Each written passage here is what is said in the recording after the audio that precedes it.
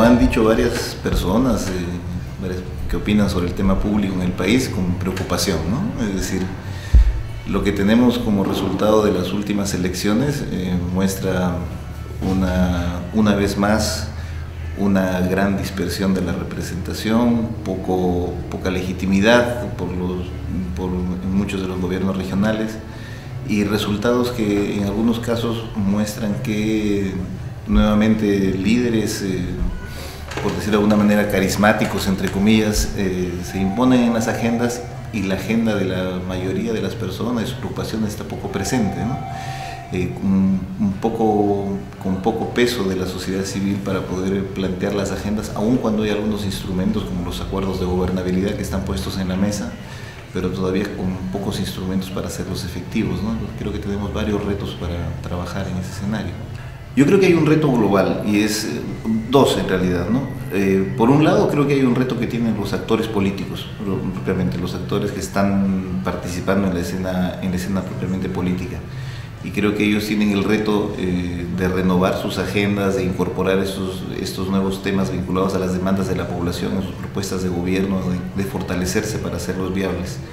Y por el lado de las organizaciones de la sociedad civil, que son mucho más que las ONGs, en realidad son las organizaciones de base, con cosas como los clubes, los espacios donde la gente se reúne, creo que necesitan fortalecer y renovar sus agendas, lograr tener mucho más peso y mucha más capacidad de incidir en las decisiones de política. Entonces, en ambos sectores creo que hay retos importantes. Y hay también un reto importante en la agenda pública más global, la agenda del Congreso, la agenda del Ejecutivo, es cómo se fortalece la descentralización, cómo se hacen las reformas necesarias, las medidas legales que se necesitan para fortalecer este proceso, para relanzarlo, cómo se crean estructuras de incentivos, por ejemplo, para que este proceso de unión de regiones avance de verdad, cómo hay cambios en la legislación electoral. El último cambio que han hecho, que está intentando hacer, de prohibir la reelección de los presidentes regionales, creo que es un esfuerzo que no está muy relacionado con el problema de fondo. Creo que hay otros temas que debieran abordarse y que se necesita ser colocados en la agenda con urgencia. Pero se mira solo a las regiones y no el fondo. Por ejemplo, Lima o el Congreso está desprestigiado, ¿no? Sí, claro. Yo creo que hay un problema de desprestigio general del sistema político, del sistema de partidos, del Estado, y eso es un reto para todos. ¿Cómo comenzamos a abordarlo? Pero ese reto, o sea, el Estado se va a legitimar si es que atiende a las demandas de la población. Si es un Estado que está preocupado por comentar las últimas medidas, en solo reducir los impuestos para las grandes empresas y para quienes tienen más recursos, y no atiende las necesidades de las mayorías, no va a lograr legitimidad. No se trata solo de un tema de ingeniería legal, de ingeniería política, digamos, es un tema también de decisión política, de hacer reformas que beneficien a las mayorías. Claro, se está privilegiando a los sistemas extractivistas, pero no al problema de fondo, como refieres. Entonces, más allá de una propuesta política, ¿qué hacer con las organizaciones? ¿Qué hacer como ciudadanos comunes y corrientes como nosotros? Yo creo que un primer tema como ciudadanos comunes y corrientes es participar. Es decir, creo que necesitamos participar en todos los espacios que podamos, participar en el barrio, en nuestra calle, en nuestra comunidad, donde estemos, participar en la discusión de los problemas públicos. Y los problemas públicos son desde cosas tan simples como cómo se mantiene limpia la ciudad, cómo se mantiene limpio de basura, hasta problemas más complejos que tienen que ver con la educación, la salud, los derechos.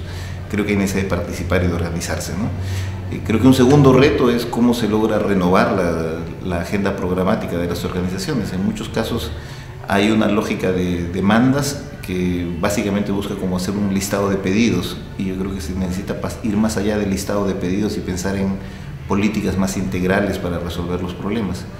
Creo que otro reto tiene que ver con la renovación generacional de las dirigencias, ¿no? Creo que los compañeros y compañeras que asumen el liderazgo de organizaciones con mucha entrega y con mucho sacrificio a lo largo de muchos años necesitan plantearse cómo incorporar nuevos integrantes de las organizaciones, nuevas compañeras que estén allí, y cómo favorecer también su incorporación a niveles de decisión. Eso creo que es un reto. Pero claro, tenemos varios retos y varios problemas si vamos a las cuestiones regionales como Ayacucho o Huancavelica, ¿no? Entonces no hay partidos políticos. hay movimientos regionales, digamos, ¿no? Consolidados, son los mismos. ¿Qué hacer? A ver, yo creo que necesitamos comenzar a pensar en términos estratégicos, ya que pones el ejemplo de Huancavelica y Ayacucho, cuáles son las rutas por donde pensamos el desarrollo de nuestros departamentos, ¿no? No son regiones, son departamentos, ¿sabes? Creo que equivocamos el decirle regiones. Tenemos 2 departamentos que aún con algunas mejoras siguen teniendo un gran problema de pobreza extendida. El Agro sigue siendo el gran espacio donde está concentrada la población pobre, y hay nuevos problemas como por ejemplo el surgimiento y el crecimiento de ciudades, la ciudad de Huancavelica, la ciudad de Ayacucho, y en Huancavelica ciudades como Lircay, como Acobamba, Pampas, que crecen y plantean nuevos retos. Entonces, ¿cómo pensamos abordar esos temas? ¿Cuáles son los temas prioritarios? Necesitamos reflexionar eso, no hay una fórmula fácil, pero necesitamos comenzar a discutir cuáles son las propuestas que se llamaba antes propuestas programáticas de desarrollo regional, que aborden problemas clave como educación, salud, producción, diversificación productiva, y esa agenda que debiera ser justamente la agenda que se debió haber discutido a profundidad en esta coyuntura electoral, creo que está ausente. Allí hay una necesidad de que quienes trabajamos en desarrollo, por ejemplo, podamos trabajar. Y en particular en Ayacucho, Huancavelica y también en Apurímac, creo que sigue vigente la necesidad de discutir el cumplimiento de las recomendaciones de la CBR, ¿no? Por ejemplo, tener planes regionales de búsqueda de desaparecidos es una herramienta importante. Ver con cuidado cómo están los procesos de justicia es inconcebible para mí, como por ejemplo en la Fiscalía de Ayacucho se están archivando muchos casos sin reflexionar a profundidad sobre los mismos. Avanzar en el tema de las reparaciones a nivel de políticas regionales, superando una mirada de la reparación solo como una retribución económica, sino ver el tema de una reparación digna, ver el tema de memoria. Son temas clave también para incorporar. Son zonas que han sido el escenario donde más duramente golpeó el conflicto armado. Entonces, para imaginarnos el futuro tenemos que saldar cuentas también con este pasado reciente, ¿no? En realidad el futuro un poco incierto en nuestras regiones, teniendo en cuenta que sigue la pobreza, la exclusión, la marginación, la educación de bajo nivel. Entonces, allí nuevamente, ¿qué hacer? Algunas pistas has dado. Sí, y yo creo que sí es cierto que hay muchos déficits, pero también lo que no hay que olvidar es que las personas, los huancavelicanos y huancavelicanas, los ayacuchanos y ayacuchanas, cotidianamente siguen forjándose su porvenir. O sea, yo creo que hay que partir por reconocer también que hay un esfuerzo de la gente por seguir trabajando, por seguir construyendo un futuro en medio de esta incertidumbre y a veces de la desesperanza. Entonces, creo que quienes estamos vinculados a la temática del desarrollo necesitamos hacer un gran esfuerzo por acercarnos también a la gente, acercarnos a quienes están encontrando soluciones todos los días. Necesitamos reinventar y actualizar nuestra lectura de qué está pasando en nuestras ciudades, en el campo, y acompañar esos procesos. Es cierto, hay retos muy grandes, hay vacíos, pero también hay procesos nuevos que está haciéndolo la propia gente sin esperar ayuda de otros, digamos, sean privados o públicos. Ahí necesitamos, creo, acompañar esos procesos, hacerlos visibles, encontrar los logros. Lo que ustedes como CISA y acompañan, por ejemplo, en el caso de las organizaciones de mujeres, allí hay logros específicos que están todavía a pequeña escala, a veces insuficientemente visibles. Creo que hay que potenciarlos, hay que hacerlos más visibles, hay que compartirlos con otros y otras para que los tomen como referencia. Hay que aprender también de otras experiencias que otros compañeros y compañeras están impulsando en la zona. Entonces, es cierto, hay retos grandes, pero también hay pasos que se han dado y ahí necesitamos trabajar más. Pareciera un desencanto, una desilusión, sin embargo hay experiencias pequeñas, chiquitas, como de organización de mujeres, un red de autoridades mujeres. ¿Cómo lo ves más allá? Yo creo que tienen un enorme potencial. Creo que, no solo un potencial, creo que el solo hecho de que existan como organizaciones que hayan demostrado que pueden empoderarse, que pueden invertir tiempo y esfuerzos en buscar soluciones, en aportar en cosas como instrumentos como los planes de igualdad o medidas de política específicas como la creación de instancias que atiendan a los derechos de las mujeres en algunos municipios, son pasos ya de por sí importantes, son logros que hay que visibilizarlos más.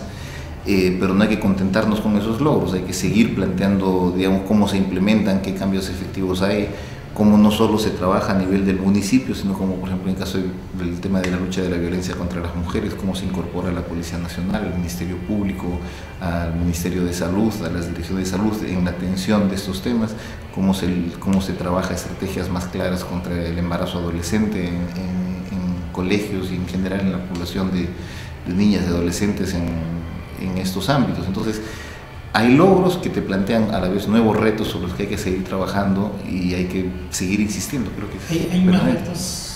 ¿Crees que hay más retos, por ejemplo, con los jóvenes? ¿Qué hacer con los jóvenes? Que no son la esperanza del futuro, sino son de hoy, ¿no? O los niños también, ¿no? Entonces, que quizás son los menos trabajados, son los menos y son los más vulnerables.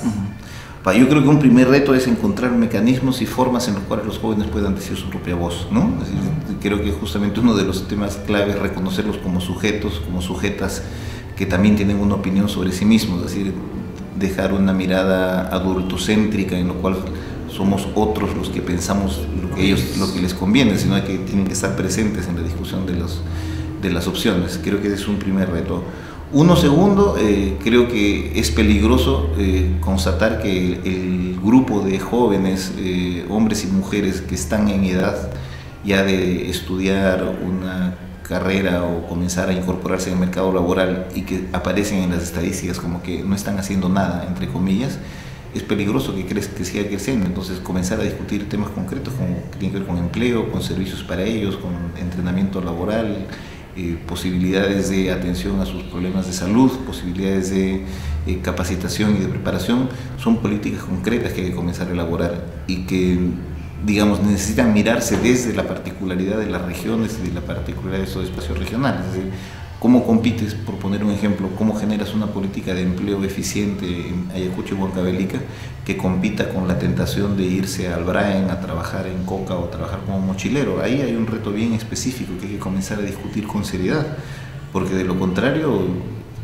los problemas se pueden incrementar. Creo que estamos en un momento en que necesitamos afrontar estos temas con claridad y por eso que insisto, necesitamos renovar nuestra agenda, ¿no? No se trata solo de repetir el listado de preocupaciones que venimos desde el pasado, sino actualizarnos con estos nuevos retos, actualizar nuevas soluciones.